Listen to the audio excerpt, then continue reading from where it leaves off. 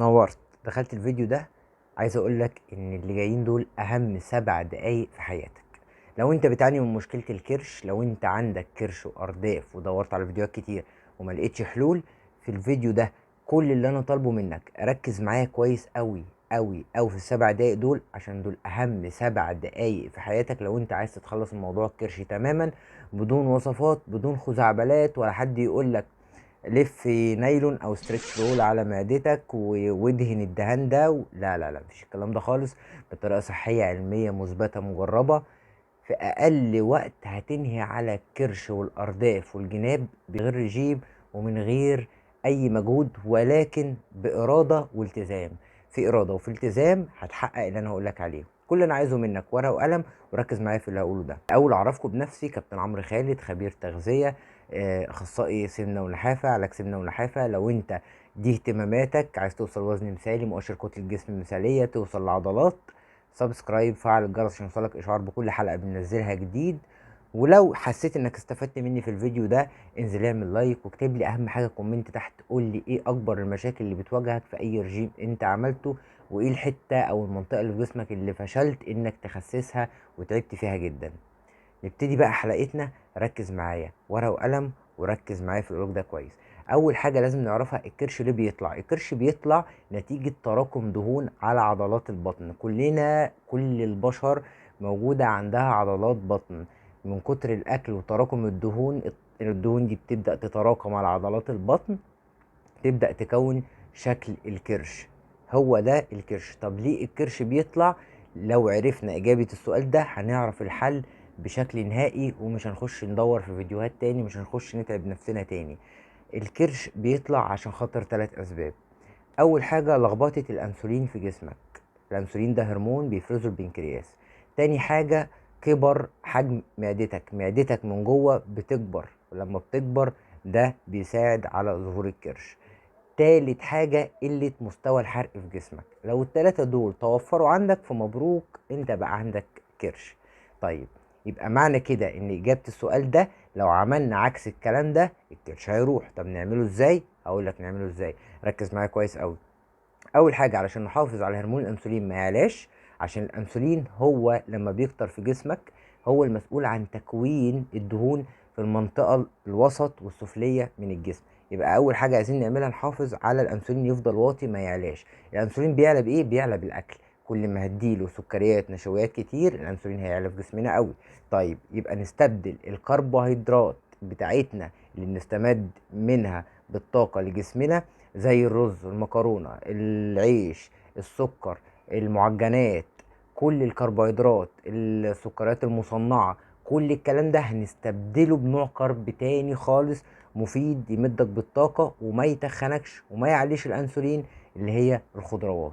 الخضروات بجميع أشكالها وأنواعها. يبقى هنستبدل كل اللي احنا قلناه ده بالخضروات.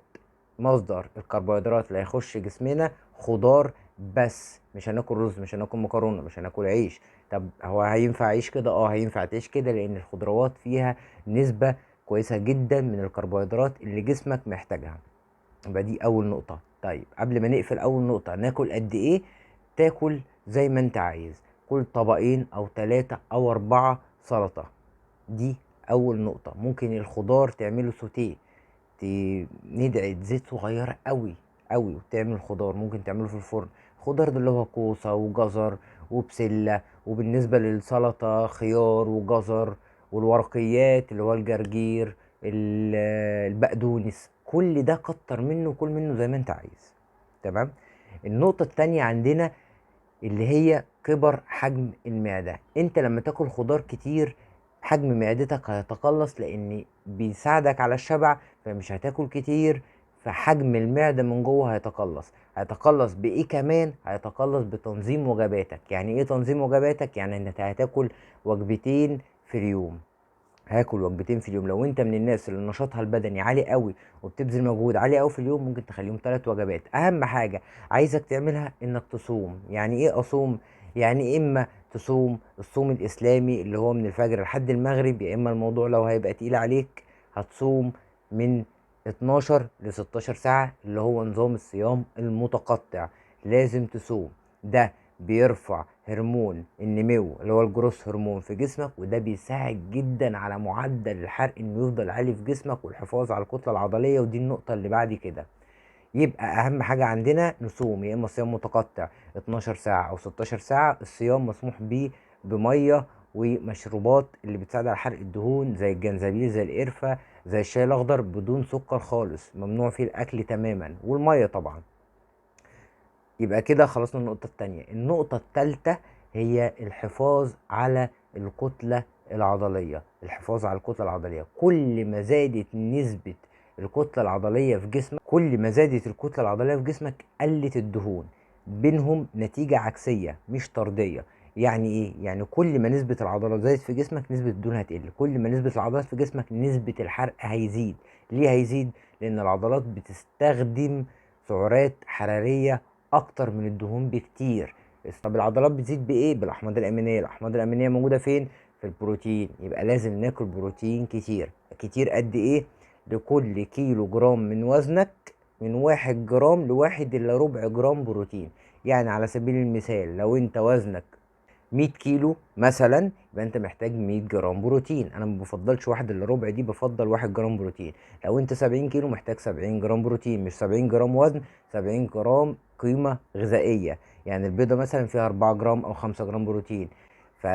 انا اقصد هنا قيمة غذائية مش ميزان على الوزن. تمام. النقطة اللي بعد كده الدهون الصحية. يا جماعة مش معنى ان انا عايز انزل بطني او عايز انزل الكرش والارداف والدهون او اي منطقة في جسمك انك تمنع دهون خالص. لا، غلط غلط غلط. جسمك هيوقف حرق كل الدهون، بس الدهون الصحية.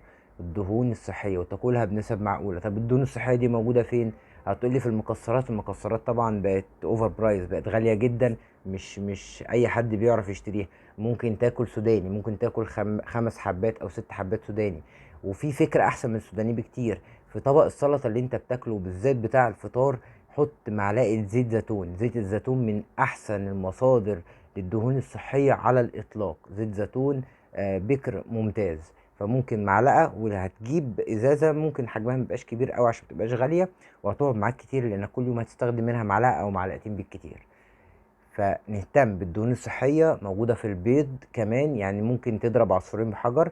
ممكن تاكل بيضة او بيضتين مسلوقين في اليوم، يبقى انت حصلت 12 جرام بروتين غير الدهون الصحية اللي موجودة فيها مع معلقة زيت زيتون في طبق السلطة. يبقى انت كده يعني خدت كمية الدهون الصحية اللي انت محتاجها. يبقى انت دخلت دهون صحية، دخلت نسبة بروتين، دخلت نسبة كربوهيدرات مش مضرة. وطبعا بالاضافة لده انت خدت نسبة كربوهيدرات ومعاها فيتامينات ومعادن كتير جدا من الخضار. يبقى هنمنع اللي احنا قلناه وهناكل بالنظام ده. الكميات قلت لك عليها: 1 جرام لكل كيلو من وزنك للبروتين. الدهون الصحية هتاكل معلقة زيت زيتون مع البيضة او البيضتين، كده انت خدت كمية الدهون اللي انت محتاجها. والكربوهيدرات كلها هنبدلها بالخضروات. اشرب مية كتير. لازم لازم لازم 30 دقيقة يوم ويوم على الأقل، على الأقل رياضة كارديو في البيت. في قنوات كتير اتكلمت عن الكارديو في البيت. ممكن تنزل تمشي برتم سريع لمدة 30 دقيقة. لو في جيم يبقى 100 كده انت تمام. اهم حاجة 4 ايام في الاسبوع رياضة 30 دقيقة كل يوم. اشرب مية كتير، واشرب المشروبات اللي بتعلي او بتزود مستوى الحرق زي الشاي الاخضر، القرفة، الجنزبيل. ويا ريت بعد كل اكلة بنص ساعة تشرب كوباية شاي اخضر. واعمل الحاجات دي كلها وقول لي في الاخر وصلت لايه. وان شاء الله تستفادوا معانا جدا. وما تنساش تكون نزلت عملت لايك، وما تنساش تكون اشتركت وفعلت الجرس عشان يوصلك اشعار بكل حلقة بننزلها اول باول. واشوفكم الحلقة الجاية على خير. سلام.